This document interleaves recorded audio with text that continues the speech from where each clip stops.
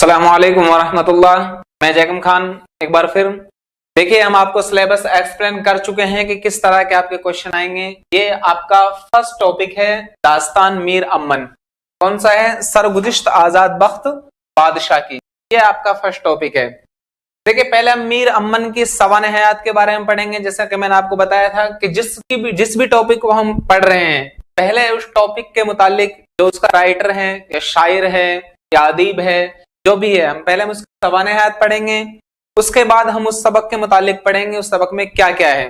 देखिए, पहले मीर अमन की सवाने हयात देख लीजिए। मीर अमन की पैदाइश सन 1750 में हुई थी। कहां पर? दिल्ली में। कई बार क्वेश्चन या तो सन के मुतालिक आता है या उसकी जगह के बारे में क्वेश्चन आता है कि मीर अमन की पैदाइश कहां हुई, दिल्ली, लखनऊ वगैरह इस तरह ऑप्शन में आते हैं। तो आप याद रखिए मीर अमन की पैदाइश दिल्ली में हुई थी। उसके बाद देखिए मीर अमन का असल नाम और उनका तखल्लुस। देखिए, मीर अमन का असल नाम था मीर अमान अली और अमन इनका तखल्लुस था। ठीक है, ये दो चीजें इसके बारे में, इनका असल नाम और इनका तखल्लुस। उसके बाद देखिए आपको यहाँ बताया गया है नंबर तीसरा। यहाँ पे देखिए मीर अमन का खानदान दिल्ली का रहने वाला था, लेकिन जब सन 1761 में, आपको पता है सन 1761 में एक ऐतिहासिक युद्ध हुआ था अहमद शाह अब्दाली और मराठों के बीच। जब अहमद शाह अब्दाली ने हिंदुस्तान पर आक्रमण किया, यानी हिंदुस्तान पर हमला किया, तो ये मीर अमन अपने परिवार के साथ दिल्ली छोड़कर अजीमाबाद चला गया। अजीमाबाद जिसको आजकल पटना कहा जाता है, ठीक है, बिहार की राजधानी। तो ये दिल्ली पर हमला हुआ तो ये अजीमाबाद चला गया, यानी पटना चला गया, को छोड़कर, दिल्ली को छोड़कर। उस वक्त इनकी उम्र कितनी थी? 11 साल, क्योंकि सन 1761 में गए थे दिल्ली से। क्वेश्चन यह भी आ सकता है कि किस बादशाह के हमले के वक्त मीर अमन दिल्ली छोड़कर अजीमाबाद गए? तो अहमद शाह अब्दाली। या दिल्ली छोड़कर कहां गए? तो पटना गए। ठीक है, कब गए? 1761 में गए। आगे देखिए, मीर अमन ने अजीमाबाद यानी पटना जाने के बाद नवाबजादा मीर मोहम्मद कासिम की तालीम और तरबियत के लिए ये कहां गए थे? कलकत्ता। जो नवाबजादा था मीर मोहम्मद कासिम, उनकी तालीम और तरबियत के लिए अजीमाबाद से कलकत्ता चले गए। ठीक है, आगे देखिए कलकत्ता में क्या हुआ था। कलकत्ता में चूंकि फोर्ट विलियम कॉलेज की स्थापना हुई थी बाद में भाई 1801 में, तो वहां पर जो डॉक्टर जॉन गिलक्रिस्ट थे, उनकी सरपरस्ती में उर्दू का शोबा चल रहा था। तो ये मीर अमन मुंशी बहादुर अली हुसैनी की सिफारिश पर या उनके जरिए उर्दू के उस्ताद डॉक्टर जॉन गिलक्रिस्ट से इनकी मुलाकात हुई। क्वेश्चन ये भी पुटअप होता है, डॉक्टर जॉन गिलक्रिस्ट से मीर अमन की मुलाकात किसके जरिए हुई? तो मीर बहादुर अली हुसैनी के जरिए। ठीक है, आगे देखिए मुंशी बहादुर अली हुसैनी की सिफारिश से मीर अमन को फोर्ट विलियम कॉलेज कोलकाता में मुंशी की हैसियत से मुलाजिमत मिल गई। किसकी हैसियत से मुलाजिमत मिली? मुंशी की हैसियत से। कहां पर? फोर्ट विलियम कॉलेज में, कलकत्ता के अंदर। तो आगे देखिए मीर अमन ने जब यहां पर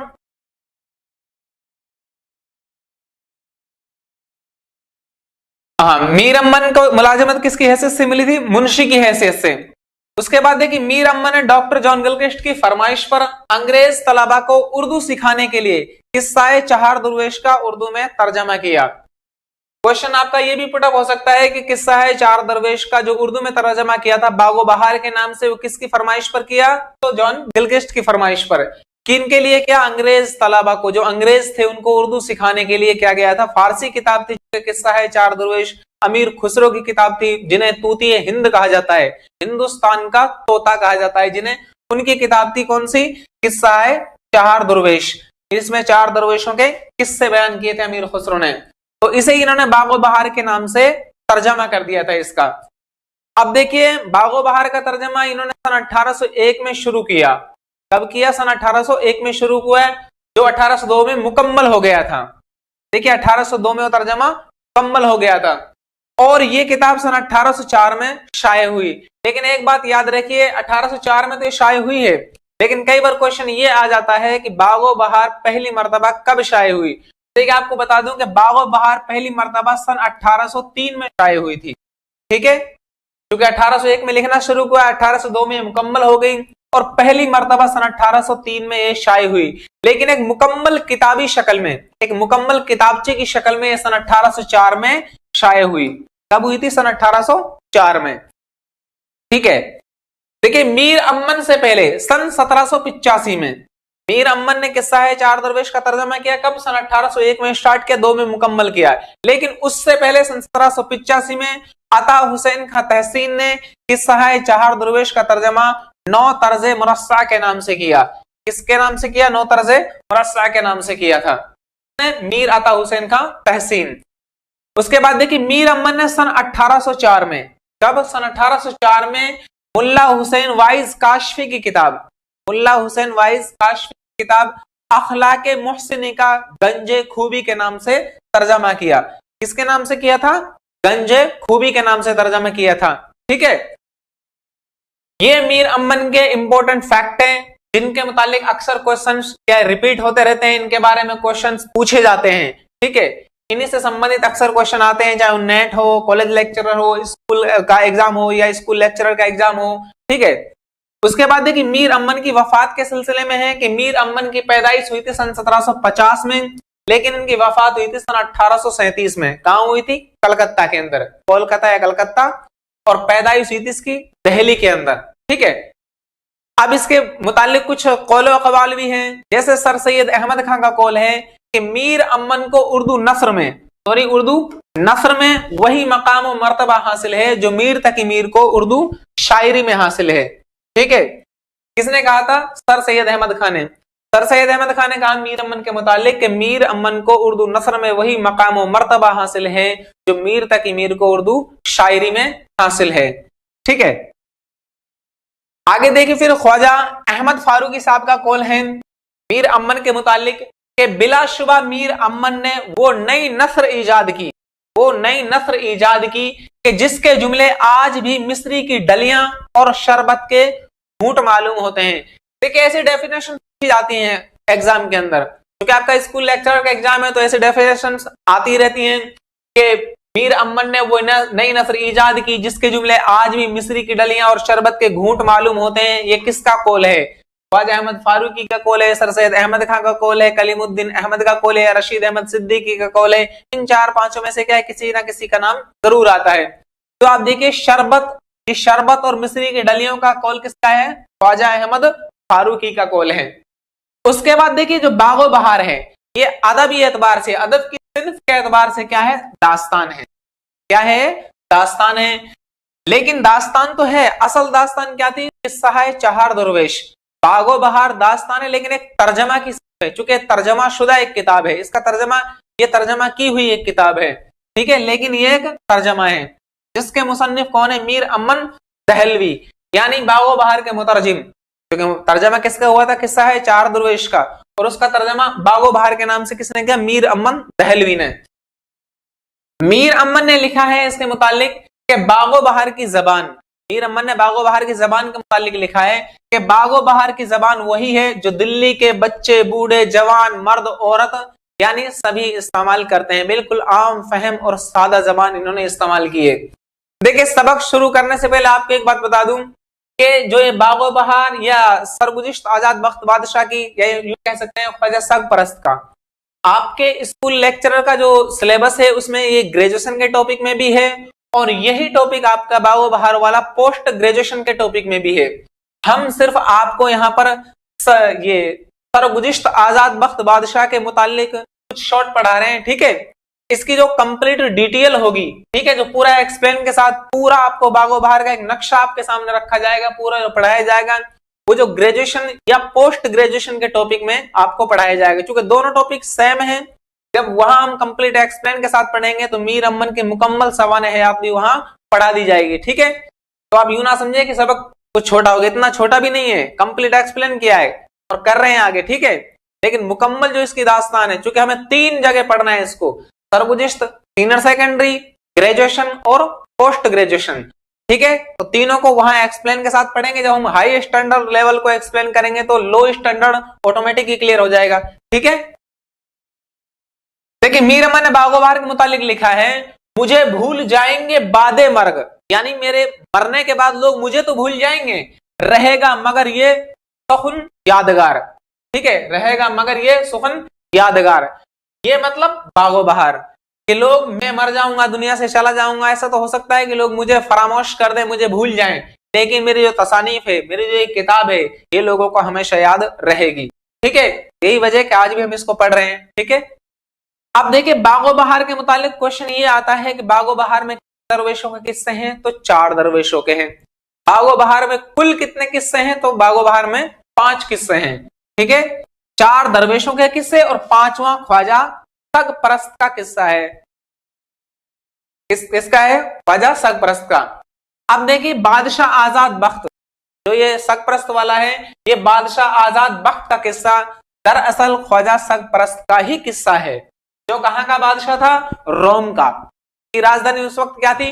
कुस्तुनतुनिया, जिसे क्या आजकल इस्तांबुल कहा जाता है, तुर्की की जो राजधानी, तुर्की का जो शहर है फिलहाल। ठीक है, बागो बहार में मा फौकल फितरत अनासिर मौजूद हैं। मा फौकल फितरत अनासिर का मतलब होता है ऐसे उनसुर, ऐसे जुजियात या ऐसे किरदार मौजूद हैं कि जो इंसान की अकल से बालातर हैं। जैसे परियों के किस्से हैं, ठीक है, शहजादियों के, देवताओं के, ये अजीब अजीब वाकयात हैं। ठीक है, जो सिर्फ एक अकलन ही हो सकते हैं, असलन नहीं हो सकते। ठीक है, ये मतलब है मा फौकल फितरत, यानी इंसान की फितरत से ऊपर के किरदार इसके अंदर मौजूद हैं। जैसे देव, परी, बलाएं, जादूगर और अजीबुल खिलकत जानवर, यानी अजीब व गरीब जानवर, कैसे ऊंचे ऊंचे जानवर जो शायद ना आपने और हमने देखे। जैसे आजकल हम सुनते हैं ना किस्सा कि एक डायनासोर नाम का जानवर था, अब वो होगा या नहीं होगा अल्लाह बेहतर जाने। ठीक है, तो अजीबुल खिलकत जानवर के बारे में, जादूगरों के बारे में, बलाएं, भूत, ठीक है, भूत प्रेत है या नहीं, भूत वगैरह कुछ नहीं होता, सब बकवास है। ठीक है, देव, परी वगैरह। आगे देखिए दास्तान। दास्तान सरगुज़िश्त आजाद बख्त बादशाह की के मुताबिक बादशाह आजाद बख्त ऐन आलम शबाब में अपने क़िबलागाह के इंतकाल के बाद मुल्क रोम का बादशाह बना था। ये जो ख्वाजा सरपरस्त था, ये बादशाह कब बना? ऐन जवानी में, जब इनके वालिद साहब का इंतकाल हुआ। क़िबलागाह का मुराद यहां पर क्या है? वालिद साहब है, यानी इनका बाप। देखिए सरगुज़िश्त अगला जो दास्तान का जो अगला टॉपिक है आजाद बख्त बादशाह की, इसमें देखिए ये बागो बहार से माखूज है, जिसके मुसन्निफ कौन है? मीर अमन है। सरगुज़िश्त आजाद बख्त बादशाह नाम का सबक किस दास्तान से माखूज है? तो बागो बहार से माखूज है। मुसन्निफ कौन है? तो मीर अमन दहलवी हैं। आगे देखिए बादशाह आजाद बख्त का ताल्लुक किस मुल्क से है? यह सेकंड ग्रेड 2018 में क्वेश्चन आया था कि बादशाह आजाद बख्त का ताल्लुक किस मुल्क से है, तो वो किससे है? रोम से है। ठीक है, सेकंड ग्रेड 2018 का ये क्वेश्चन है। आगे देखिए आपके सामने आगे हैं दास्तान सरगुज़िश्त आजाद बख्त बादशाह की। ठीक है, दास्तान सरगुज़िश्त आजाद बख्त बादशाह की। ये थोड़ा इसको सेट कर लेते हैं ताकि अच्छा आ जाए। देखिए दास्तान सरगुज़िश्त आजाद बख्त बादशाह की के मुताबिक एक साल एक जादूगर कहां से आया था? बदख्शां के मुल्क से आया था। बदख्शां के मुल्क से आया था और असबाबे तिजारत का बहुत सा माल अपने साथ लाया था। तो क्वेश्चन ये भी आ सकता है कि एक साल जादूगर किस मुल्क से आया था? वो तो बदख्शां के मुल्क से आया था। क्या लाया था? बहुत सारा माल अपने साथ लाया था। देखिए इसी दास्तान के मुताबिक बदख्शां अफगानिस्तान का एक मशहूर और मारूफ शहर है। किसका है? जैसे बल्ख है, बदख्शां है, सब अफगानिस्तान में मौजूद हैं। जहां के लाल बहुत मशहूर है, तो लाल कहां के मशहूर है? बदख्शां के। कहां का शहर है? अफगानिस्तान का। आगे देखिए सौदागर डिबिया में एक लाल लाया जो खुश रंग और आबदार, कद्दो कामत दुरुस्त और वजन में 5 मिस्काल था। जो वो सौदागर लाल लाया था उसका वजन कितना था? 5 मिस्काल। कितना था? 5 मिस्काल। और एक मिस्काल का वजन 4.5 माशा के बराबर होता है। एक मिस्काल का वजन कितना होता है? 4.5 माशा के बराबर। आगे देखिए इसी दास्तान के मुताबिक बादशाह आजाद बख्त हर रोज जवाहर खाने से क्या मंगवाता था? तो कीमती लाल मंगवाता था। ठीक है, और उसे सरे दरबार दिखाता। क्वेश्चन ये भी बन सकता है कि बादशाह हर रोज सरे दरबार किस चीज को दिखाता था? तो वो कीमती लाल को, जो बदख्शां के मुल्क से एक सौदागर लेकर आया था। ठीक है, और क़िबला आलम से मुराद क्या है? बादशाह है। मैंने आपको बता ही दिया। ठीक है, आजाद बख्त। आगे देखिए दास्तान के मुताबिक बादशाह आजाद बख्त एक रोज दीवाने आम किए बैठे था। हर मुल्क से एलची उसे क्या मुबारकबाद देने आए थे। हर मुल्क के एलची बादशाह को मुबारकबाद देने आए थे। मामूल के मुताबिक जवाहर खाने से दारोगा से लाल मंगवाकर फरंग के एलची को दिया। तो क्वेश्चन ये भी बन सकता है, जवाहर खाने से लाल मंगवाकर बादशाह आजाद बख्त ने जो लाल था वो कहां के एलची को दिया, तो वो फरंग के एलची को दिया था। आगे देखिए, दास्तान के मुताबिक बादशाह आजाद बख्त का वजीर कौन था? मर्दे दाना था, जिसका नाम क्या था? खिरदमंद, जो वजारत की चौकी पर बैठा था। ये भी क्वेश्चन बन सकता है, बादशाह आजाद बख्त का वजीर कहां बैठा था? वजारत की चौकी पर, उसका नाम क्या था? खिरदमंद। ठीक है, आगे देखिए, इसी में है आपका आगे सामने, आगे दास्तान के मुताबिक मर्दे दाना वजीर बोला, खुदावंद एक अदना सौदागर नैशापुर में है, उसने 12 दाने लाल के हर एक 7-7 मिसाल का है।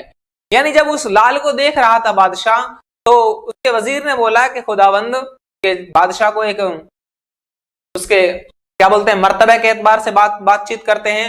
तो उसने बोला, खुदावंद नैशापुर जो ईरान का एक शहर है, नैशापुर में एक बादशाह है, उसने 12 दाने लाल के जो हर एक 7-7 मिसाल का है, पट्टे में नस्ब करके अपने कुत्ते के गले में डाल रखे हैं। अब देखिए, बादशाह किसी एक चीज को देख रहा है और जब उसे पता लगा कि तू एक लाल पर क्या है लट्टू हो गया है, और ऐसे तो क्या एक दो नहीं बल्कि 12 दाने 12 दाने लाल के कुत्तों के गले में डाल रखे हैं, ऐसे अगर उनसे कोई कह दे, और खासकर छोटे मोटे वजीर कह दें, तो बादशाह चूंकि बेवकूफ होते हैं, उनको गुस्सा आना लाजमी है। बादशाह को अगर कोई बात अच्छी लगी तो उसे आदमी क्या है सरफराज भी, यानी उसे नवाज भी सकता है, और अगर छोटी सी बात पे गुस्सा आ गया तो उसका सर भी अलग हो सकता है। ठीक है, ऐसे बादशाह होते हैं बेवकूफ, लेकिन सभी बादशाह बेवकूफ नहीं होते, कुछ होते हैं ऐसे। देखिए, दास्तान के मुताबिक बादशाह आजाद बख्त ने कहा, इस वजीर मर्दे दाना की गर्दन मार दो। यानी जब सुना, उसे थोड़ा एक इहानत भरे लफ्ज लगे, क्योंकि वो छोटी बात कर रहा था कि मेरे लाल की क्या है एक इहानत कर रहा था, तो उसने कहा कि इस वजीर की गर्दन मार दो। क्यों? क्योंकि ये हमारे लाल की बुराई कर रहा है, और उससे अपनी खुद की भी एक बुराई लगी कि वो एक लाल पर फिदाई रहे, से लाल तो क्या कुत्तों के गले में पड़े रहते हैं। दास्तान के मुताबिक फ्रंक के एलची ने आजाद बख्त से कहा, खुदा की कुदरत से ताज्जुब नहीं, शायद के बाशद। ठीक है, ये फारसी का लफ्ज है, ये आप बहुत याद कर लेना, क्योंकि फारसी के ज्यादातर जो वर्ड होते हैं वो एग्जाम में आते हैं। पिछली बार भी आया था ना, सेकंड ग्रेड 2018 में आया था कि सग बाश बरादर बाश सग मवाश। ठीक है, और ये किसके अंदर था? जो मिर्जा फरहतुल्लाह बेग की मज़ामिन फरद की 7वीं जिल्द में एक सबक है यारबाश, आपके भी स्कूल लेक्चरर में उसकी 3री या 4थी लाइन में ये मौजूद है, वहां से आया था। ठीक है, एग्जाम में पूछ लिया। ऐसे ये शायद के बाशद, मतलब ये है शायद के ऐसा हो सकता है, यानी अंग्रेज ने कहा, अंग्रेज एलची ने कहा कि बादशाह जहां पना आप ऐसा ना करिए, यानी आप इसकी गर्दन ना मारिए, आप इसको मारे मत, हो सकता है ऐसा सच में हो, क्योंकि अभी क्या है बात साबित नहीं हुई, अभी इनका झूठ साबित नहीं हुआ। अगर साबित हो जाता है तो आप इन्हें सजा दें, और अगर इनका झूठ साबित नहीं होता है तो आप एक क्या है हक पर जो आदमी है उसको नाजायज मार रहे हैं। बहरहाल इसने इसको बचा लिया, रे बच भी गया, बाद में इनका क्या है वो साबित भी हो गया था, लेकिन इन्होंने इसे एक जेल में डाल दिया था। इस जेल का नाम था जंदाने सुलेमा। ये भी क्वेश्चन आता है कि बादशाह आजाद बख्त ने अपने वजीर को किस जेल में डाला, उस जेल का नाम क्या था? तो उसका नाम था क्या? जंदाने सुलेमा। ये याद रख लेना, बहुत इंपॉर्टेंट है, आपको छपा छपाया मिलेगा पेपर के अंदर। ठीक है, टेंशन ना लेना। आगे देखिए, दास्तान के मुताबिक मर्देदाना वजीर की गर्दन मारे जाने को फ्रंक के बादशाह के एलची ने मर्देदाना का दुरूग साबित ना होने का हवाला देकर बचा लिया। मैंने आपको बताया था ना, दुरूग का मतलब होता है झूठ, यानी चूंकि उनका झूठ साबित नहीं हुआ इसलिए उसने उनको बचा लिया। किसको? वजीर को। किसने? फ्रंक के एलची ने। आगे देखिए, दास्तान के मुताबिक बादशाह आजाद बख्त ने कहा कि वजीर मर्देदाना को जंदान में डाल दो, यानी कैद खाने में डाल दो। अब यहीं पर है, उस कैद खाने का नाम क्या था? तो उसका नाम था क्या? जंदाने सुलेमा। क्या नाम था उनका? जंदाने सुलेमा। आप सुलेमा, ये नून गुन्ने लगा लें आखिर में, सुलेमा। ठीक है, सुलेमान ना लिखकर नून को मा बढ़ा ले गुन्ने के साथ। आगे देखिए, दास्तान के मुताबिक क्या है? आजाद बख्त ने, जो आज बादशाह आजाद बख्त, दास्तान के मुताबिक बादशाह आजाद बख्त ने मर्देदाना वजीर को अपनी बात साबित करने के लिए 1 साल का वक्त दिया। क्वेश्चन ये भी आपके सामने आ सकता है कि बादशाह आजाद बख्त ने अपने वजीर को अपनी बात साबित करने के लिए कितना वक्त दिया, 2 साल 5 महीने 6 महीने, तो वो कितना दिया था, 1 साल का वक्त दिया था। दास्तान के मुताबिक फ्रंक के एलची ने बादशाह आजाद बख्त को लाजवाब कर दिया। किसने लाजवाब किया था, फ्रंक के एलची ने, यानी अंग्रेज ने। दास्तान के मुताबिक मतलब सरगुज़िश्त आजाद बख्त बादशाह की के मुताबिक, ठीक है, दास्तान के मुताबिक बादशाह आजाद बख्त ने कहा कि अगर इसका सुखन रास्त हो तो नजात होगी। यानी जो इसने बात कही है कि नेशापुर के एक ताजिर के कुत्ते के गले में 12-12 दाने लाल के, जो हर एक क्या है 7-7 मिसाल क्या है, कुत्ते के गले में पट्टे में नस्ब करके उसने डाल रखे हैं, अगर ये बात इसकी सच हुई तो निजात पाएगा। तो क्या होगी, नजात पाएगा, और नहीं तो बड़े अजाब से मारा जाएगा। बड़ा क्या दर्दनाक अजाब इसे दिया जाएगा। आगे देखिए, दास्तान के मुताबिक सनदे राहदारी का मतलब है मुल्क में आमदो रफ्त का इजाजतनामा। सनदे राहदारी जैसे फरूख सिर ने जारी की थी ना एक अंग्रेज अधिकारी को सन 1717 में, और उसी के साथ क्या हिंदुस्तान का नया अध्याय शुरू हो गया था। इसी तरह ये सनदे राहदारी जारी की जाती थी पहले बादशाहों की तरफ से, जो बाहर का एक ताजिर होता था उसके लिए सनद राहदारी दी जाती थी कि आप मेरे मुल्क में बिना रोक टोक के, बिना किसी क्या है टैक्स के, या अगर उसमें टैक्स की शर्त होती तो टैक्स लिया जाता था कि आप खूब तिजारत कीजिए। देखिए, सबक से मुतालिक सवालात को जरूर करें, आपको टेस्ट सीरीज में ये सारे सवालात मिल जाएंगे, ठीक है। और इसकी जो पीडीएफ फाइल है वो भी आपको कंप्लीट मिल जाएगी, जहां पर आपने कोर्स परचेज किया है उसी जगह, ठीक है। उम्मीद है आपको ये बेस्ट क्लासेस लगेंगे। फिर भी अगर आपको ये टेंशन ना रहे कि हमें बहुत छोटा नहीं है, आपको दास्तान जो कंप्लीट एक्सप्लेन के साथ पढ़ाई जाएगी, पूरा ख्वाजा सरपरस्त का एक नक्शा आपके सामने रखा जाएगा, बल्कि पूरा सबक आपको बताया जाएगा कि वो कैसे कैसे वाकया हुआ था, क्या क्या बात चल रही थी, उसके अंदर शेर और अशार भी हैं, ठीक है। इसी तरह बागो बहार के जो वाकयात हैं किस तरह हैं, देखिए पहले दरवेश का किस्सा है, फिर दूसरे दरवेश का किस्सा है, उसके बाद तीसरे नंबर पर किस्सा है किसका, ख्वाजा सरपरस्त का, फिर चौथे नंबर पर किस्सा है तीसरे दरवेश का, और 5वें नंबर पर किस्सा है चौथे दरवेश का। अब अगर इसमें से देखें तो ये लंबी लाइन है ना, ये 5वीं ख्वाजा सरपरस्त की। क्वेश्चन ये भी आता है बागो बहार में सबसे बड़ा किस्सा कौन सा है, तो सबसे बड़ा किस्सा मजमूई एतबार से ख्वाजा सरपरस्त का है, ठीक है। और इनमें से कौन सा किससे बड़ा है, कौन सा किससे छोटा है, कौन कौन से किसके किरदार हैं, ज़ैली किरदार, मजमूई किरदार हैं या अहम किरदार हैं, वो सारे किरदार आपको ग्रेजुएशन के टॉपिक में जब हम पढ़ेंगे या बागो बहार का टॉपिक, वहां पर आपका क्लियर कर दिया जाएगा, ठीक है। और जिन्होंने अभी तक हमसे वो नहीं जुड़े हैं तो आप ऐप डाउनलोड कर लीजिए, उर्दू क्लासेस बाय जयकम सर, ठीक है, प्ले स्टोर पर आपको ऐप मिल जाएगा, ठीक है। अस्सलाम वालेकुम व रहमतुल्लाह।